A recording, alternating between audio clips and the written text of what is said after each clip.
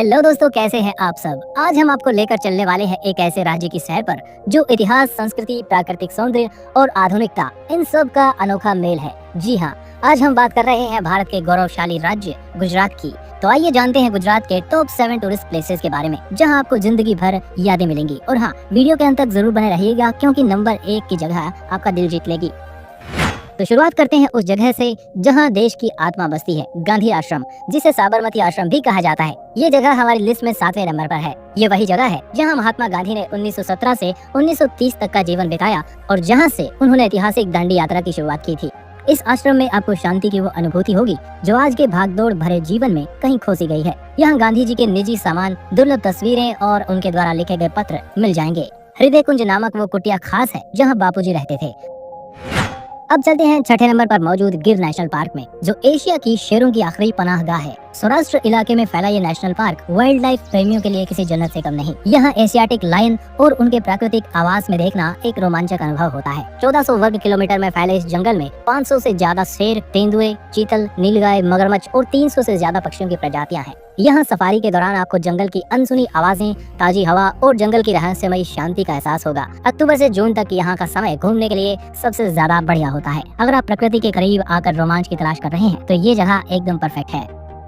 अब बात करते हैं 5वें नंबर पर मौजूद द्वारका की, यानी भगवान श्री कृष्ण की नगरी। इसे हिंदू धर्म के 4 धामों में से एक माना जाता है और ये सप्तपुरी में गिना जाता है। द्वारकाधीश मंदिर जो समुद्र के किनारे मौजूद है, उसकी भव्यता और आध्यात्मिक ऊर्जा देखकर आप मंत्रमुग्ध हो जाएंगे। मंदिर का इतिहास करीब 2500 साल पुराना माना जाता है। यहाँ की 5 मंजिला संरचना 72 खम्भों पर खड़ी है और इनका शिखर सोने जैसे चमकलीय होता है। यह गोमती घाट पर बैठे लहरों की आवाज में श्री कृष्ण का नाम लेना आत्मा को एक अलग ही सुकून देता है। द्वारका सिर्फ एक तीर्थ स्थल नहीं, ये आस्था, संस्कृति और इतिहास का संगम है।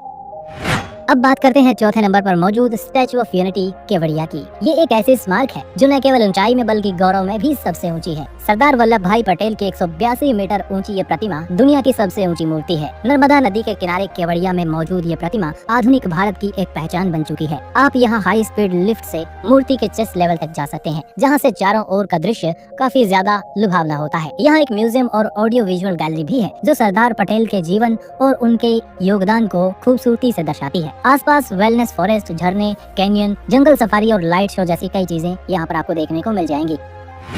अब चलते हैं 3रे नंबर पर हमारी लिस्ट में मौजूद कच्छ का रण में। रण ऑफ कच्छ भारत का सबसे बड़ा नमक का रेगिस्तान है, जहाँ की सफेदी रात को चांदनी में किसी स्वर्ग से कम नहीं लगती। हर साल यहाँ रण उत्सव मनाया जाता है जो लोक संस्कृति, कला, संगीत, ऊंट सवारी, हाट बाजार और हस्तशिल्प का अद्भुत संगम होता है। यहाँ टेंट सिटी में ठहरकर आपको लोक नृत्य और संगीत के बीच गुजराती व्यंजनों का स्वाद लेना है तो एक अलग ही अनुभव मिलेगा। सूर्योदय और सूर्यास्त के समय रण की शांति और सौंदर्य देखते ही बनती है।